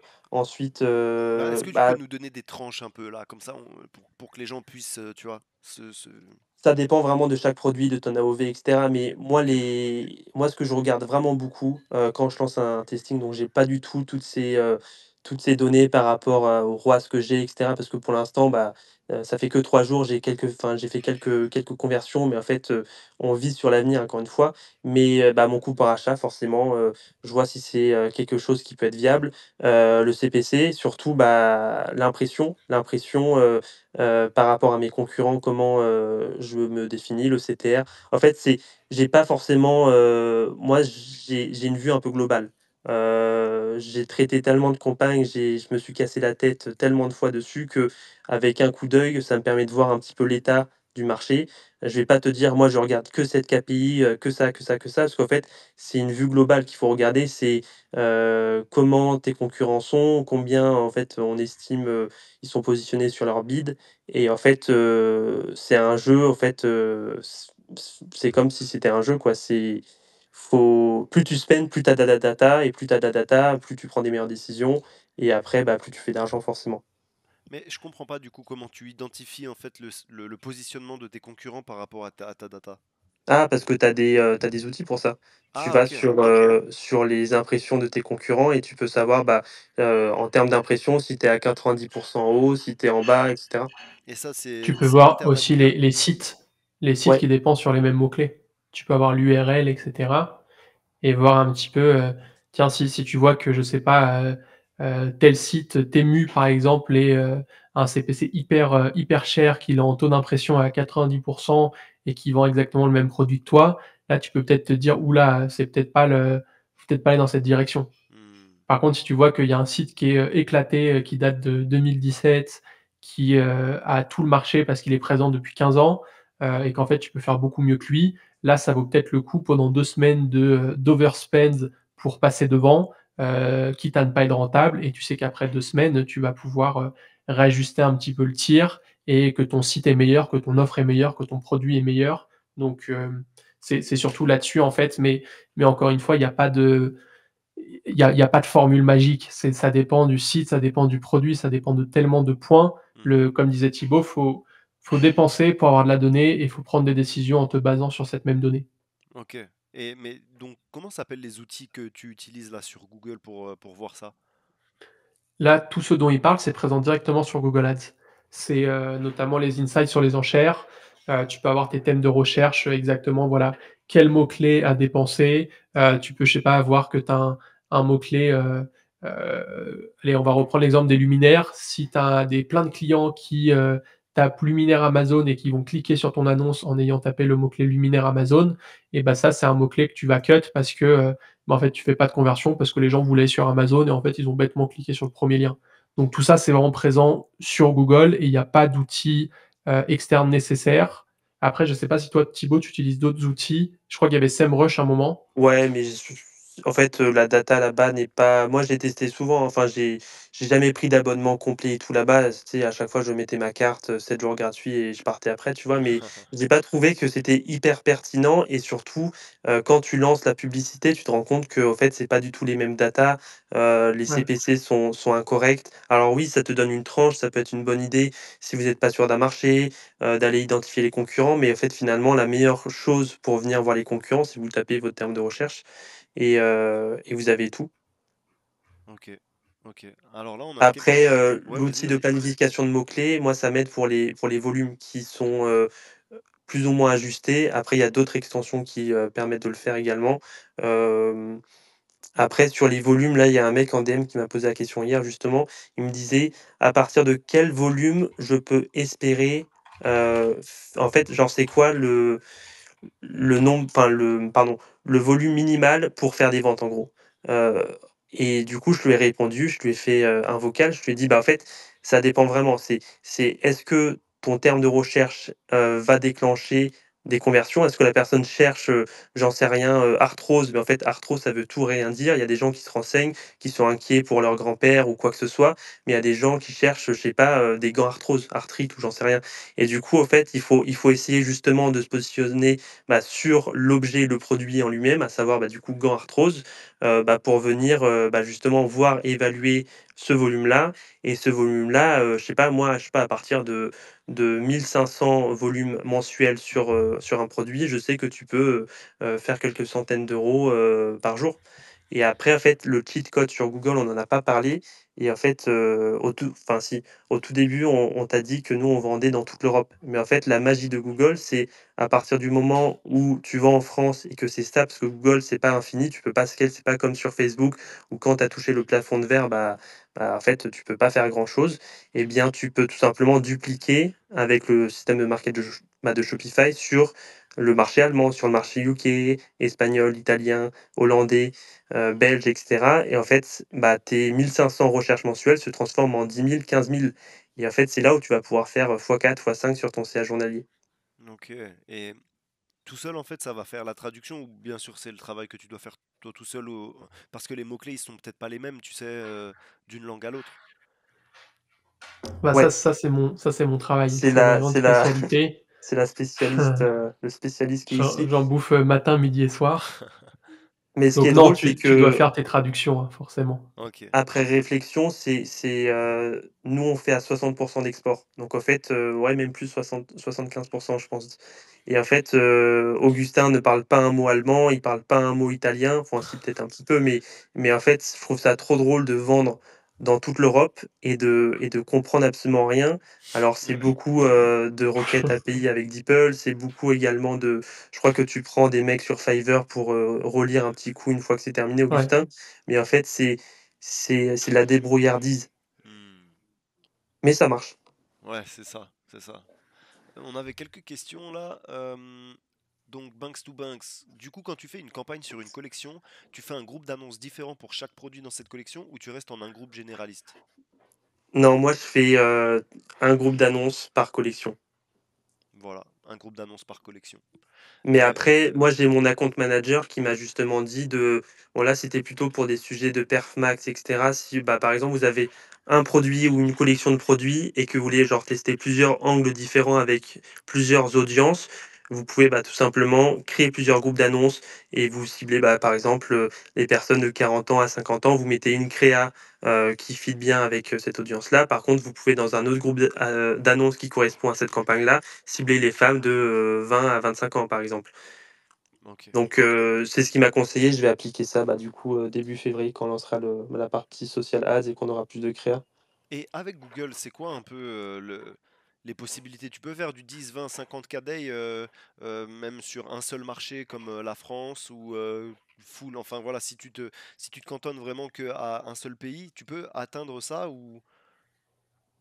Je suis quasiment sûr que oui. Heu, Juste sur la France, moi, je l'ai déjà vu à l'époque. Je sais pas si vous connaissez, sûrement Fouad et Skippy. Ouais. Ça date un petit peu, mais nous, on avait travaillé pour eux à l'époque en tant que prestataire de service et eux, sur des sites 100 Google, fourre-tout, où vraiment c'était un petit peu des je sais pas si vous avez connu Vente Flash, ce genre de site? Oui, oui, oui, bien sûr. Eux, ils faisaient, sur le marché français, ils faisaient du 50 KD avec ce type de site sans problème. Ah ouais. Nous, aujourd'hui, juste sur le marché français, on fait pas de 50 KD, on est loin du 50 KD. On va juste sur le marché français, je crois que notre record, c'est plus aux alentours des 20 KD. Ok. Mais oui, si, c'est très certainement possible et en fait, la seule limite, c'est ton volume c'est tes mots-clés, c'est ton volume de recherche. Forcément, si tu es sur, je sais pas, tu as vu si tu as vraiment une approche hyper intéressante, et que tu as un site qui convertit de ouf et que tu as un produit de ouf sur des produits comme peut-être les coques iPhone, tu peux aller taper le 50 KD, Ok. je pense. Et ton volume de Mais il recherche, faut vraiment, tu le regardes sur SEMrush ou tu peux regarder sur Google? avec alors encore une fois, comme disait Thibaut, tu auras vraiment des idées quand tu vas commencer à vendre, Ouais, quand tu c'est auras de ça. la vraie data que tu auras payée. Mais, tu as l'outil de planification de mots-clés de Google qui peut te donner, une Ouais. idée, plus ou moins réelle. Ouais, il y a Carlito là qui disait pour les CPC, quand t'as pas de data, Google Keyword Planner. Qu'est-ce que c'est ça? Vous pouvez expliquer? C'est l'outil de planification, Thibaut, c'est ça? Mais c'est juste Ouais, traduit en anglais? Ouais. ouais, tout à fait. C'est ça, c'est en fait, sur ton compte, Ads, attends, outils de planification de mots-clés, trouver de nouveaux mots, obtenir le volume de recherche, le mot-clé. Là, je vais mettre coque iPhone 16, donc ça, c'est sur Google Ads, hein, c'est pas un outil à part payant ou quoi que ce soit. Je valide, donc la coque iPhone 16, on va rechercher, toutes les langues en France et de, l'année 2024. Donc on a, nombre moyen de recherche mensuelle annoncé par cet outil, c'est 12 100 recherches. avec un CPC fourchette basse à 0,41 centimes et une enchère haute à 1,37 €, ce qui me semble très peu. Ok, mais peut-être parce qu'il Mais est sorti en fin d'année, non? Enfin, je connais pas trop. peut-être, ouais.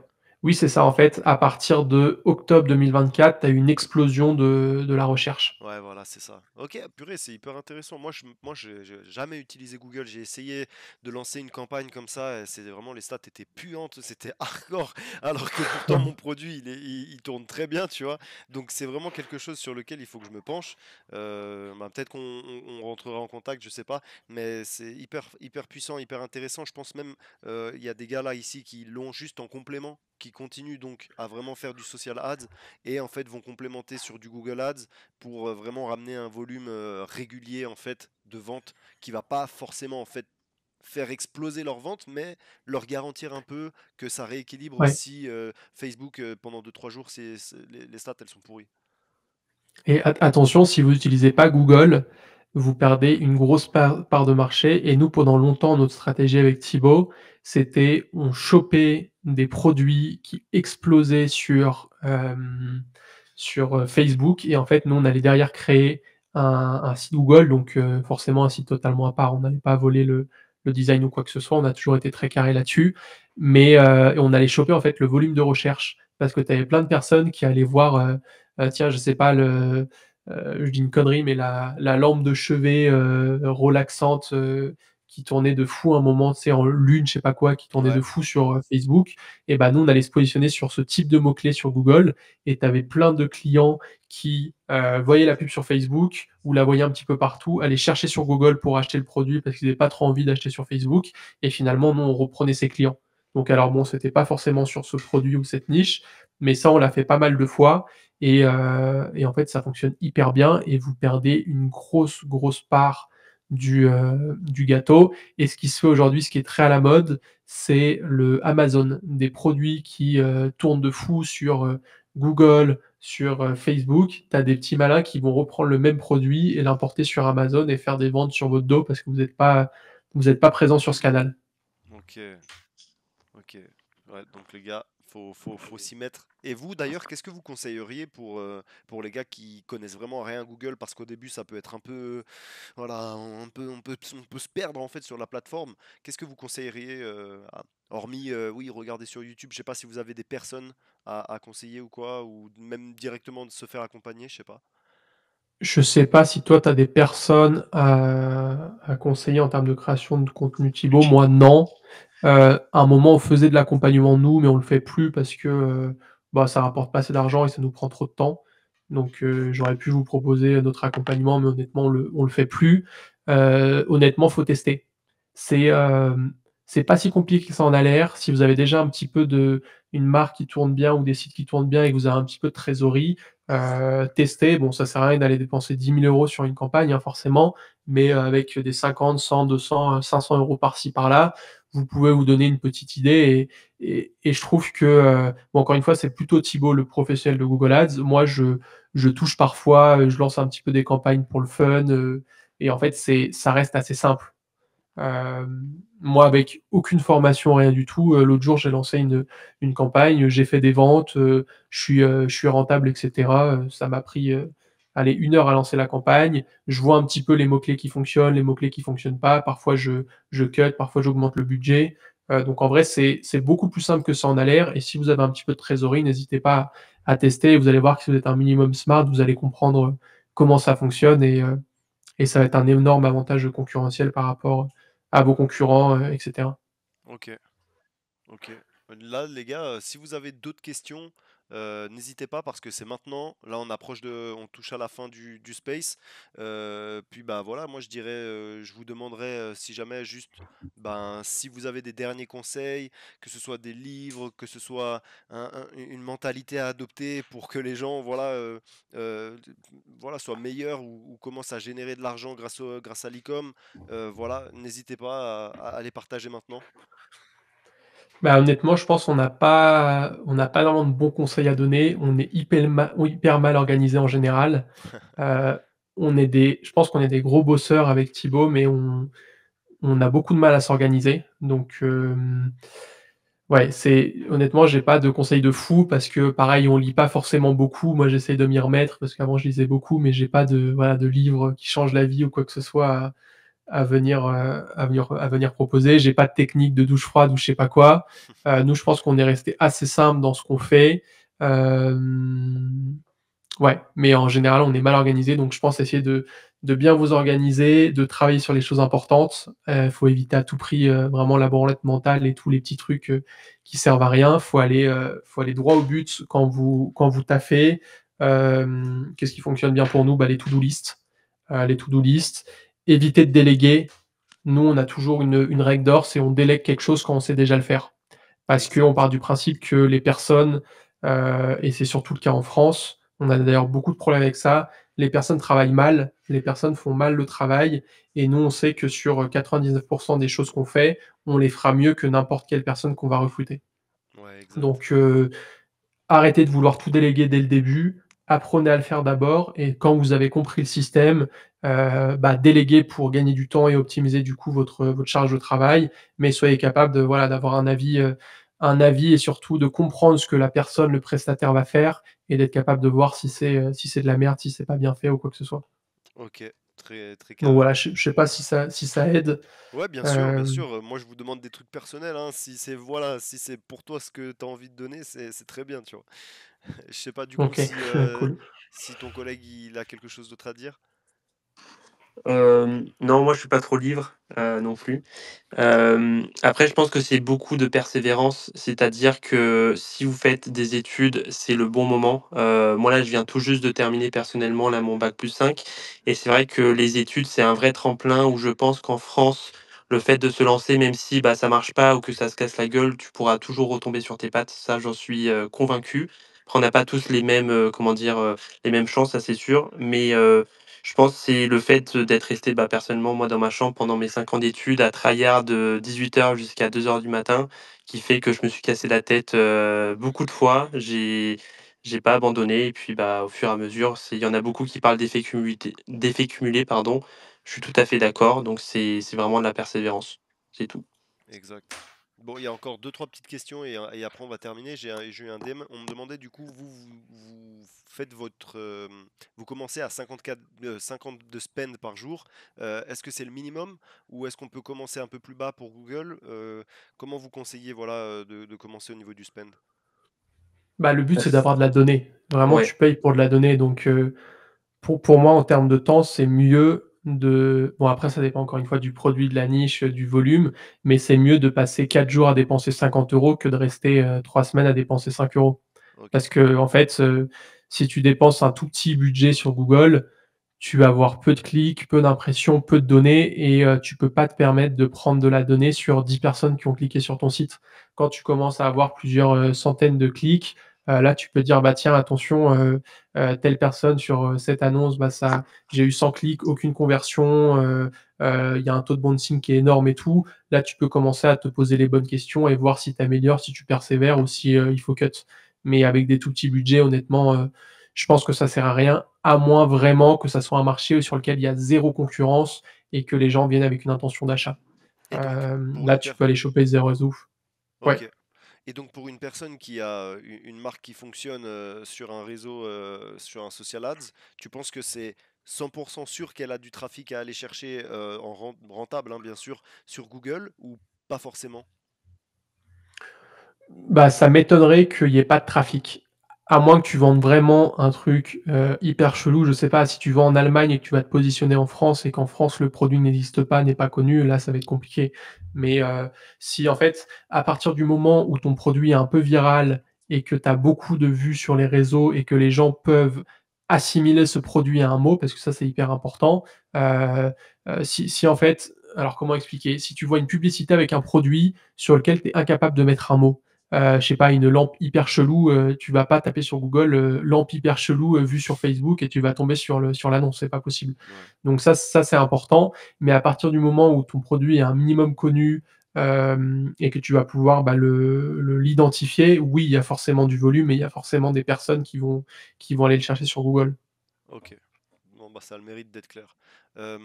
Et donc juste pour compléter sur les recherches Google, vous tout à l'heure tu m'as parlé du fait que par exemple voilà si tu vends un truc qui aide des gants pour l'arthrose, vous allez systématiquement dans vos mots-clés rentrer des mots-clés qui sont très spécifiques à votre produit, donc typiquement gants pour l'arthrose pour les plus de 65 ans ou gants pour Non, non, l'arthrose. non, non, non, non.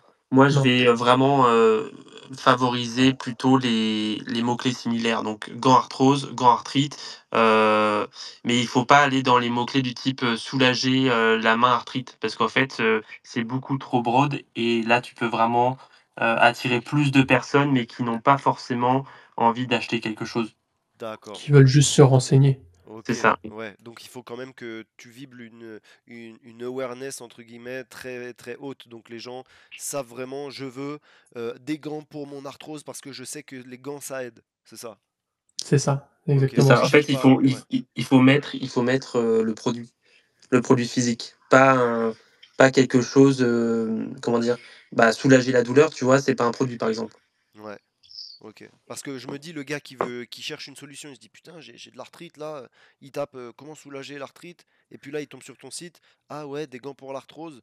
Mais vous pensez que c'est pas pertinent d'essayer de convertir ce type de client. Pas au Bah, début, en tout cas. c'est 2 stratégies, mais cette stratégie est beaucoup moins rentable. Après, c'est un petit peu ça revient sur ce qu'on conseillait tout à l'heure. Si jamais tu vas aller sur ce type de mots-clés qui sont un petit peu plus générales, où tu es pas sûr que le client ait une intention d'achat, ce qui peut être intéressant, c'est d'avoir une grande collection avec toutes les solutions qui existent pour l'arthrite, l'arthrose et cetera. D'avoir un tunnel de conversion où peut-être que quand le gars, il arrive sur le machin, il a un questionnaire, voilà, quel âge avez-vous? Quel est votre problème? Quelle main? Est-ce que c'est les pieds? Est-ce que ça vous fait mal? Machin, et cetera. Et en fonction de ça, tu le rediriges vers le bon produit. Et là, peut-être que tu vas avoir une intention d'achat parce que le gars va se dire ouais, le site est vachement bien, c'est exactement ce qu'il me faut, j'achète. Mais il faut quand même se dire que la plupart de ces personnes sont venues de base pour des renseignements et ne voulaient pas acheter. Donc c'est un petit peu plus difficile de les convaincre. Et rappelez-vous que sur Google, vous payez au clic. Donc ça peut être des stratégies qui sont assez dangereuse parce que si finalement, les 100 personnes qui ont cliqué, ça t'a coûté, 150 €, venaient vraiment pour de l'information et tu arrives pas à les convaincre d'acheter, bah, c'est de l'argent perdu. Ok, c'est très pertinent là ce que tu dis. Moi personnellement, ça m'a permis de vraiment faire la différence et de vraiment comprendre ce qu'il faut viser en fait sur Google. Ok, merci beaucoup pour cette précision. Donc on a les deux dernières questions. L'artiste il demande, bon en faisant un RFQ Alibaba, il y a un supplier qui m'a rep en me disant que c'était le fournisseur de mon concurrent. Problème, il est remonté à mon site et j'ai le contenu de ce concurrent. Donc le supplier il m'a demandé pourquoi j'avais son contenu. Vous me conseillez de répondre quoi? Bah, ouais, c'est spécial. Hem, Déjà, moi, je suis contre le fait de reprendre le contenu des concurrents. Après chacun en soi, chacun fait ce qu'il veut et je m'en fous.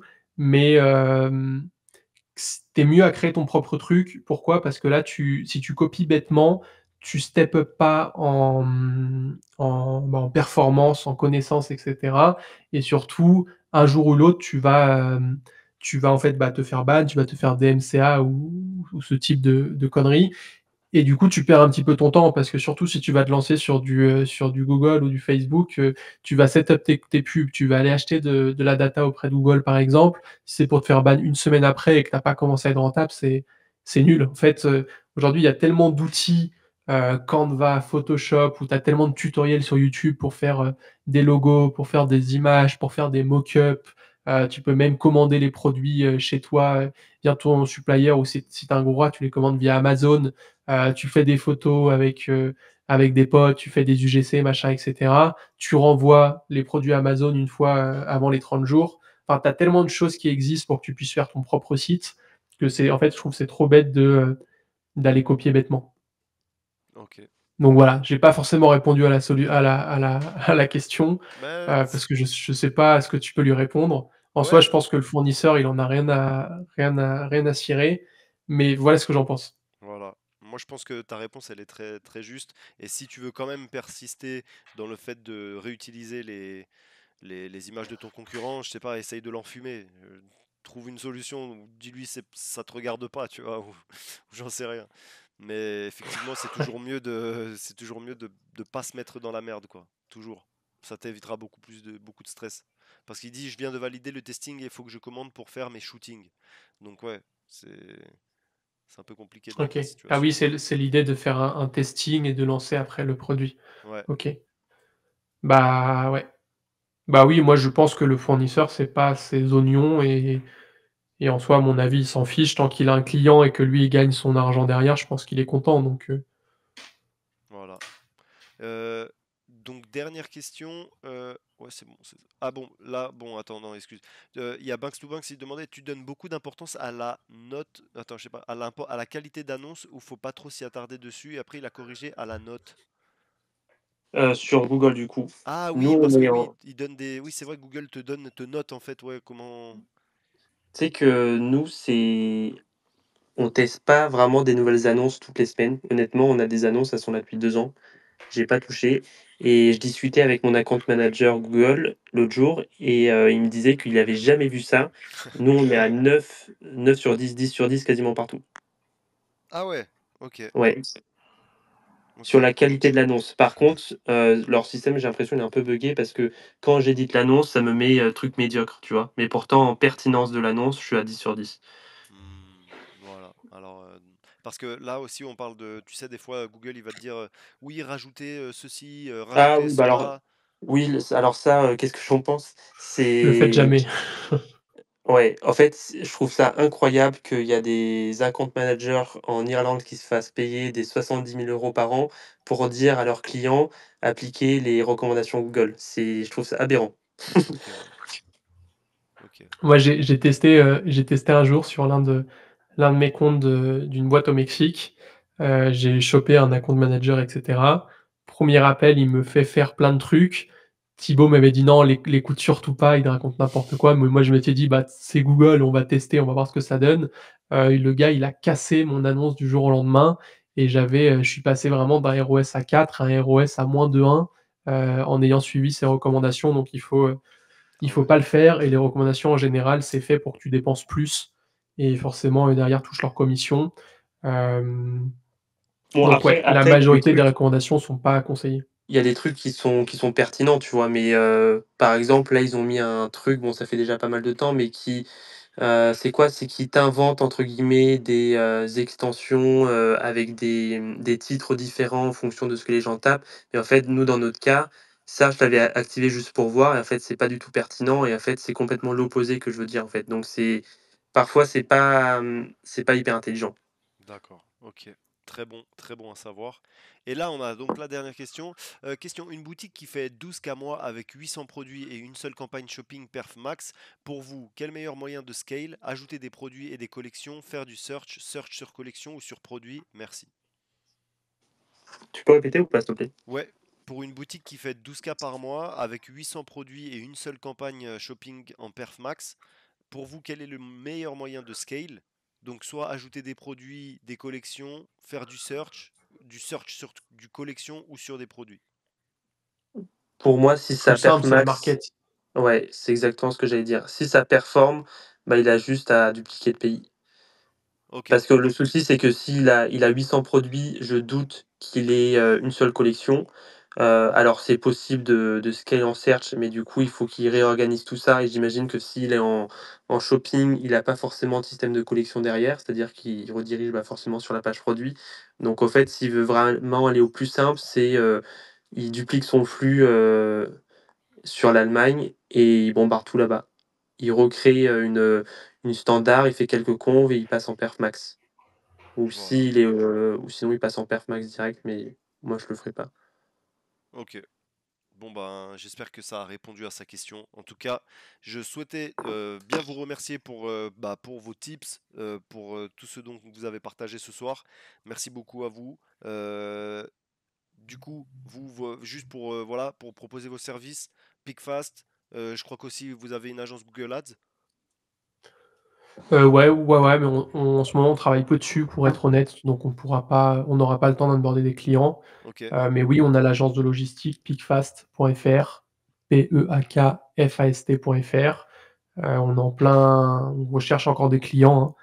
On a onboardé beaucoup, beaucoup ces derniers jours, mais si vous avez envie de passer une partie ou toute votre partie de votre logistique en France, on a les meilleurs prix, du marché en ce moment comparé aux autres logisticiens et et on propose un service honnêtement hyper sympa. Et ça s'adresse à Donc quel type voilà, de e-commerçant? Quel volume? tout le monde. On a une offre à partir de 5 commandes par jour, il me semble. Ah Donc ouais. nous, c'est vraiment, on a vraiment pris un segment de marché pour, typiquement tous les personnes qui vont être refusées des autres logisticiens parce qu'ils font pas, 10 000 envois par mois. Donc voilà, même si vous êtes un petit commerçant, on a une solution pour vous. Et vous En fait, assistez aussi pour l'importation? Pas pour le moment, on est en train de travailler avec une entreprise, avec qui on a déjà travaillé pour proposer ce service, à nos clients. OK. Mais c'est pas live aujourd'hui, ça va l'être bientôt, mais c'est pas live aujourd'hui, tout de suite maintenant. OK. Mais en fait, c'est avec vous que j'ai fait l'appel Skype, non? ouais, ouais, ouais, je Ou crois. j'étais en retard là, de 30 Ouais, minutes? ouais. Ouais, Putain, ouais, OK, c'est toi, d'accord. c'est toi. OK, désolé encore les gars. OK, ça marche. Non mais super, super. Bah, on reste en contact de toute façon, c'est OK, super, merci beaucoup. Je vous souhaite à tous une excellente soirée. Je vous souhaite de réussir dans tout ce que vous entreprendrez et ce que vous êtes en train d'entreprendre. Les gars, bossez, bossez, bossez. C'est le début de l'année. Ça va aller vite, très vite. Là, vous avez toutes les informations dont vous avez besoin pour y arriver. Alors, juste pariez sur vous et bossez à fond, quoi. Merci à vous, les gars. Merci beaucoup. Salut, Salut, bye, bon bonne courage. soirée, merci. Merci, ciao, ciao.